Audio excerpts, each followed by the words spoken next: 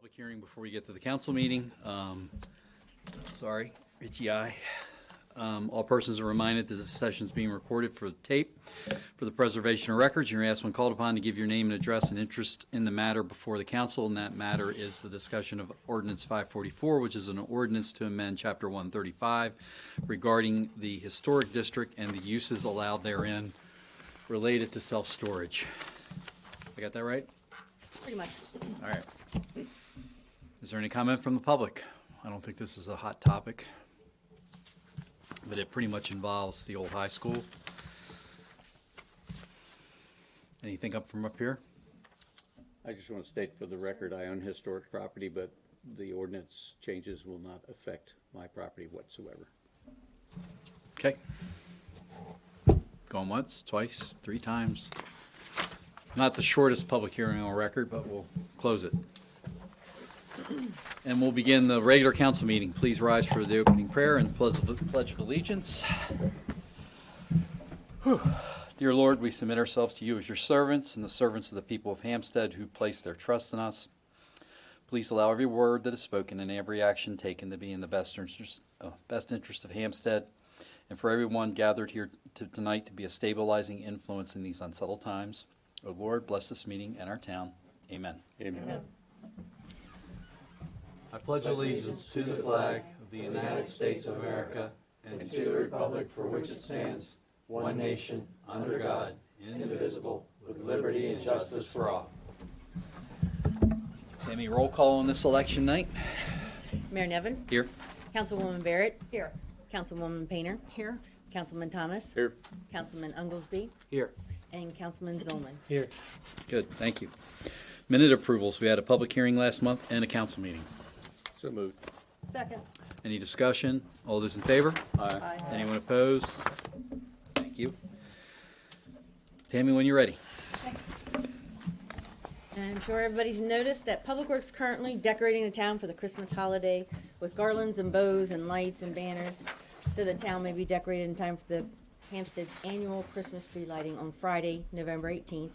This event begins with the Cub Scout Pack 791 singing Christmas carols, approximately 6:20, followed by the Spring Garden Ensemble and Band, then the Manchester Valley Honors Festival Chorus.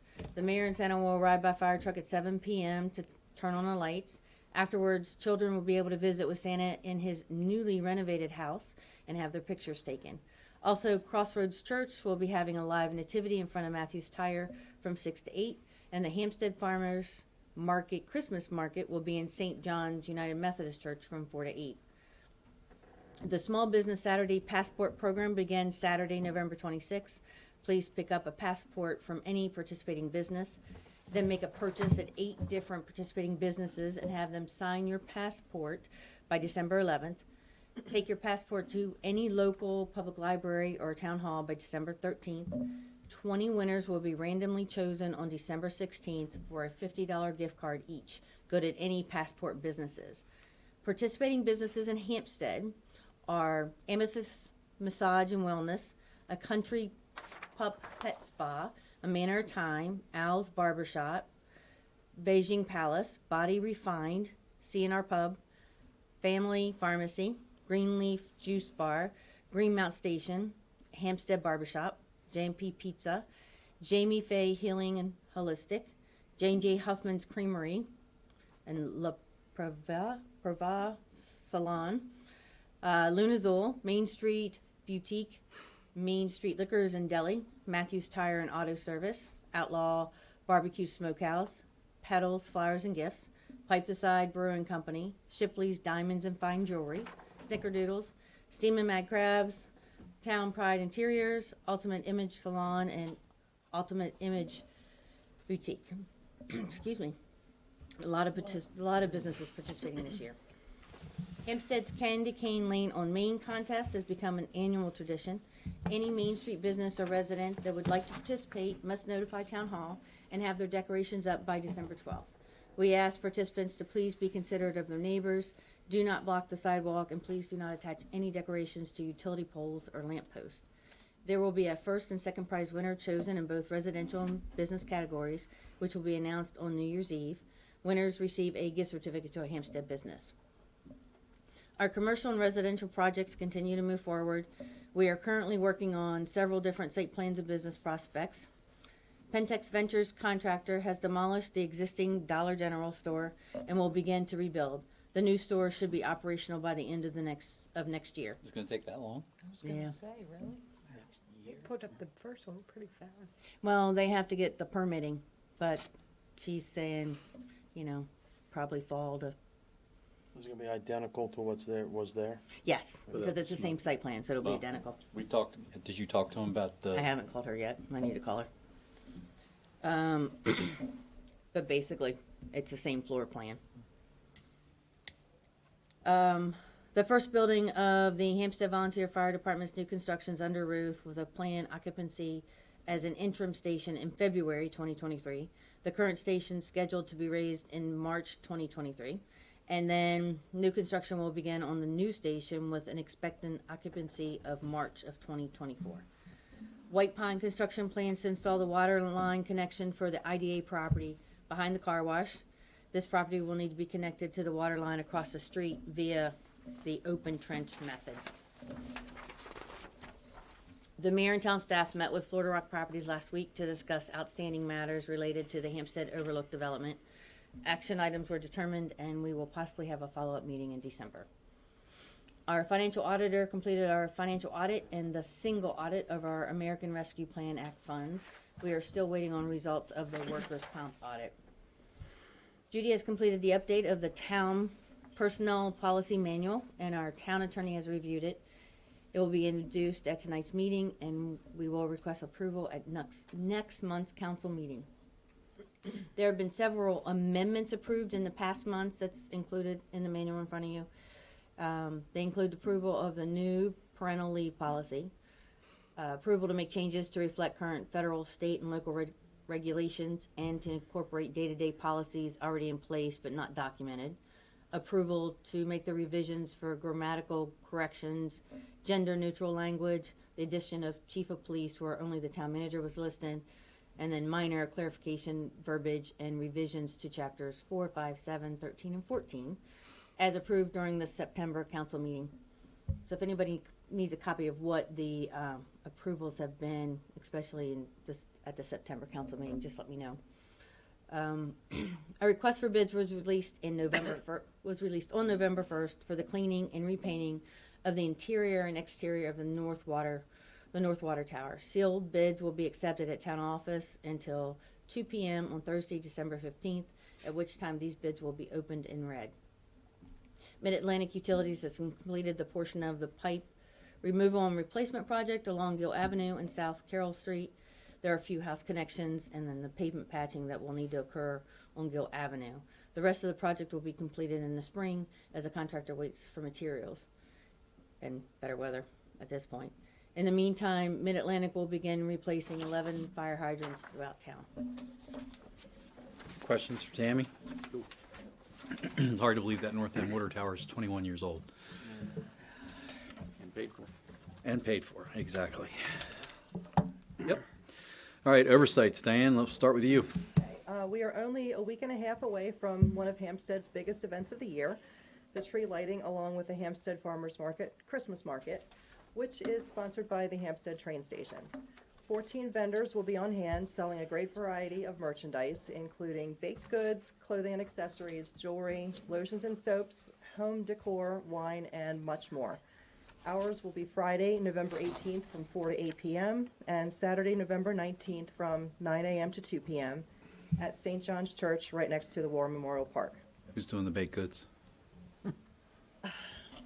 The same lady that was there last year, I don't remember her name either. Yeah, sorry. But it's not Not the it's Stone Ciphers. It's not the ciphers, no. Okay. No. Sorry. So we look forward to the great community turnout for these events. Main Street already looks fantastic. The Public Works has done a great job with the bows and the garlands on the lamppost, and more to come. And so we look forward to seeing everybody on the 18th and 19th. Sounds good. Look forward to it too. Wayne? The Hampstead train station is happy to work with the farmers market on the Christmas farmers market. We expect, as she said, a good turnout. I spent some time the last 4 days trying to get a coat of paint on the train station. Got the south, west, and north sides done, which are the ones that needed the paint the most. And if the weather gets better, I'll go back and get the sashes done on the windows. That's all it for the train station. Of course, it is closed now. All right. Tree Commission. We had our annual tree planting on October 28th. We had Jeff Stomp, Janice Hanson, Nora Ward, Kelly Kraus, Molly Rose and her husband, Wayne Thomas Jr., David Unklesby, councilman, and Kim Van Brown there to help with the tree planting. Done Right Landscaping did the holes for us and picked up the trees and all the materials we needed. Good. And then I'd like to thank Public Works for their help. And, we went out and decided where the trees were going to go, and they called Miss Utility. So we all worked together, and we were able to get 14 trees planted on Willow Street, on Brittany Lane, and also over at the Hampstead Panther Park. Good. That's it for me. Thank you. Deb? The Planning and Zoning Commission met on Wednesday, October 26th, and there was a recommendation of the adoption of the amendment of Chapter 135 regarding the historic district that will be presented to council tonight. And they received the certification that the 2022 fall amendment to the 2019 Carroll County Water and Sewer Master Plan, as they pertain to the town of Hampstead, is consistent with the 2010 Hampstead Community Comprehensive Plan. And that the Carroll County Department of Planning they are still working on their transportation master plan. Okay. So we amended the 2019 with the 2022. Got it. Correct. Dave? Okay, at the War Memorial Park, the Town Public Works Department is actually in the final stages now of restoring Santa's house for the upcoming Christmas season. They basically stained it to match the pavilion that was put in, and in the trim is the green, hunter green, to match that as well. The Town of Hampstead logo sign has been placed at the peak of the amphitheater. Turned out phenomenal. Very happy to see that.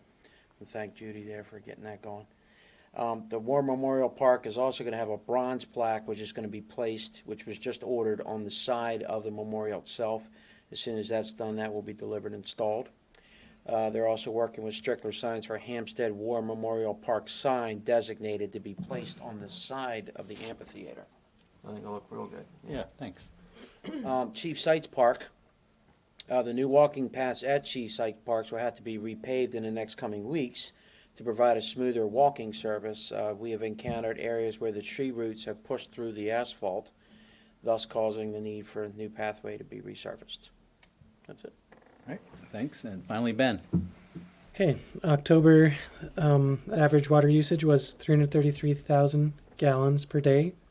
November, so far, the water usage is 334,000 gallons per day. The rainfall for October was 4.57 inches, and for November it was so far is 0.1 inches, so not much. All the hydrants and blow-offs were flushed out October 12th and 13th. Thank you to the Public Works. We have also submitted a purchase order to Pace Analytical to start the PFAS sample protocol, which was developed by HDR. We talked about last meeting. And then EnviroChem Labs was out to collect a full battery of samples for wells 20 and 21. These sample results will be used during the engineering phase of the new dairy wells pump facility. These wells have been out of service for many years and required up-to-date sampling, and we're still waiting for the sample results. Okay, thanks. Chief?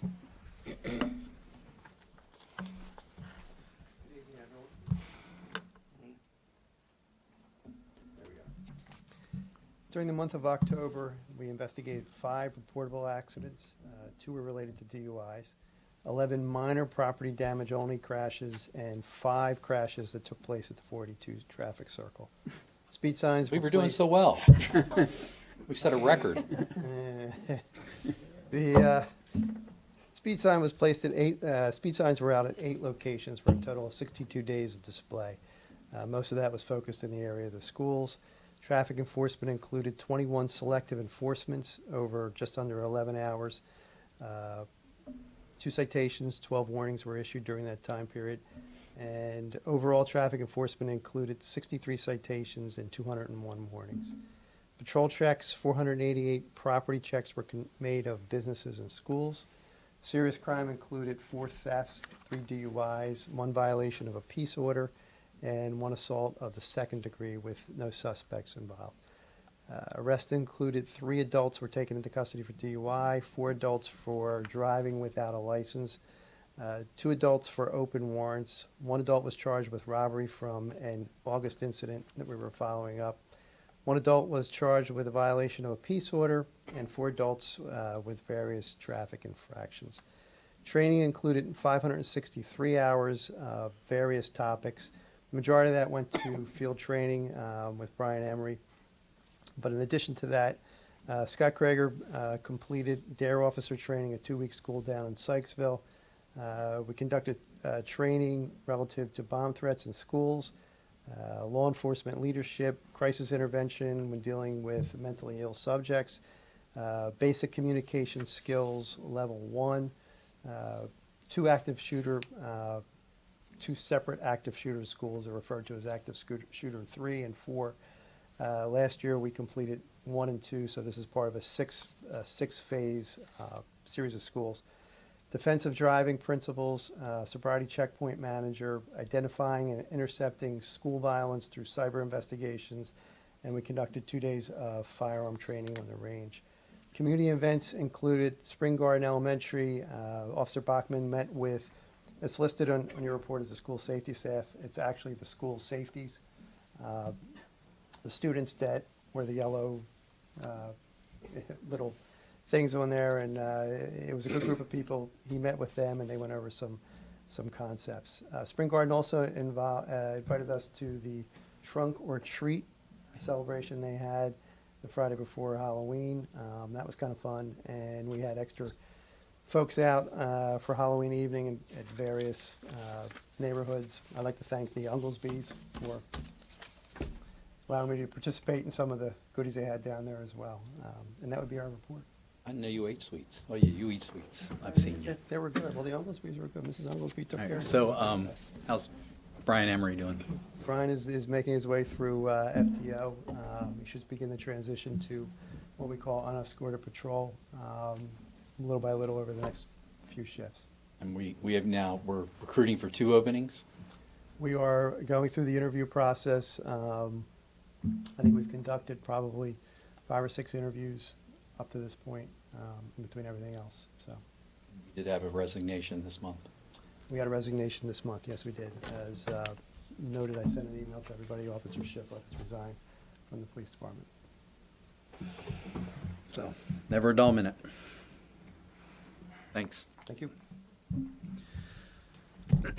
So, mayor's report, let's see. We had a meeting with the Hampstead Volunteer Fire Company, which was an after-action report that they put together related to the Dollar General, which went up quickly and basically was built to knock down what you've already seen has happened. So there were some lessons learned by that. We went through it in pretty much in a lot of detail. We're going to look at maybe a few changes to our plans and checklists, one of which the checklist would be that there's a check where the fire chief actually walks through the building and checks it all out, and then maybe putting a decal on the outside that when the fire department rolls up, they already sort of know what the building is, but there's a decal on the outside. It's not very big, about that big, and it tells them what kind of roof structure it is and whether they should be on top of it or just let it burn. And the Dollar General will be a store they just let burn, it's assuming everybody's out of it. So a couple of tweaks there that we're going to do, and I asked Tammy to just see if on the rebuild, if they could put a couple of skylights in there, which would serve to pop out and release the heat, because it built up pretty quickly in there and went up very quickly. So fruitful meeting. I also went to a Maryland free luncheon, a business luncheon this month with the governor. It used to be called the Maryland Government Responsive Business Group. So it's basically how legislators vote for business issues.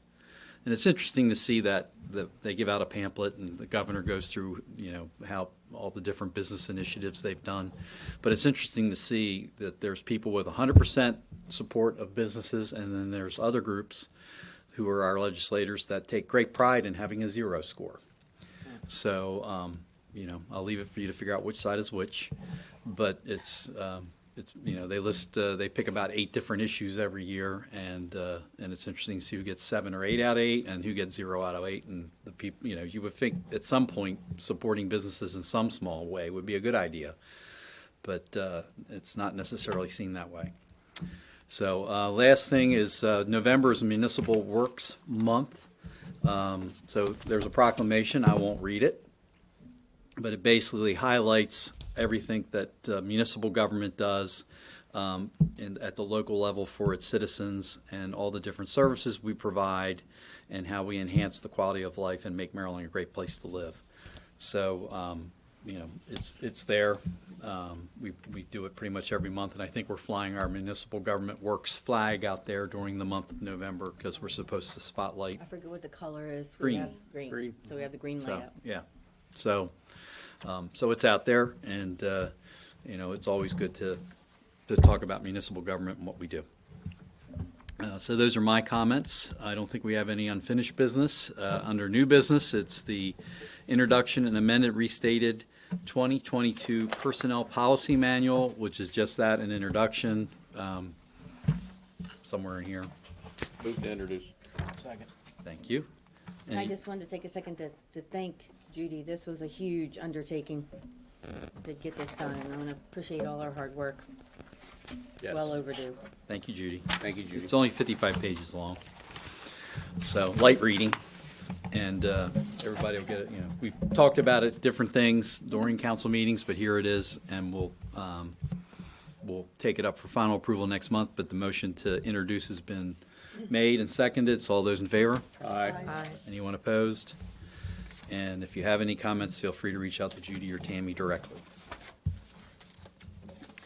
And then ordinance and resolutions, we have the adoption of ordinance 544, which is an ordinance to amend the chapter 135 regarding the historic district, pretty much as it applies to some uses that will be allowed in the historic district, which is self-storage, with some conditions. And we introduced it, and then the Planning and Zoning Commission suggested we make a couple of changes. Right, and that's what the blue purplish, the recommendation from the Planning and Zoning Commission was under 135-42 for the conditional uses. E, where it had been added for indoor climate-controlled self-storage. The recommendation from the commission was to also add the self-storage facility cannot occupy more than 20% of the existing principal structure. So I thought it was a good change, good discussion. So let's see, we have the motion made and seconded to introduce. We took it to a public hearing, so do we have a motion to amend the ordinance? Motion to amend the ordinance, chapter 135. Second. Dash 42. Are we also in changing subsection P there, Tammy? Yes. That was in the initial introduction. Anything that was green, Okay, which is just a general statement in pretty much every chapter. okay, So got it. So it's just the blue on top of the green. that's it, the amendment. All right, so we got a motion to amend. Is there a second? Second. Thank you, Ben. Discussion? All those in favor? Aye. Anyone opposed? That was easy. Thanks. Unlike last month, this is a quick meeting. Stop. Yeah, you have to. You've only amended it, you haven't Oh, approved it. sorry. Thanks for keeping me straight. So a motion to approve the ordinance as amended. So moved. Second. All right, all those in, Discussion. yes, Again, for the record, I own historic property, but the changes that we're making to the historic district is not gonna affect my property that I probably won't own by the end of the year anyway. all right, good luck with that. All those in favor? Aye. Aye. Anyone opposed? All right, now we're done. Now we're up to public comments. Any of you two? Judy doesn't count, Chief doesn't count? All good? So we have a busy month coming up with Santa coming to town, lights getting turned on, election results tonight. I hope everybody exercised their civic duty. So, and motion to adjourn. So moved? Second. All those in favor? Aye. Anyone opposed? Thank you. And thanks to CMC for recording this.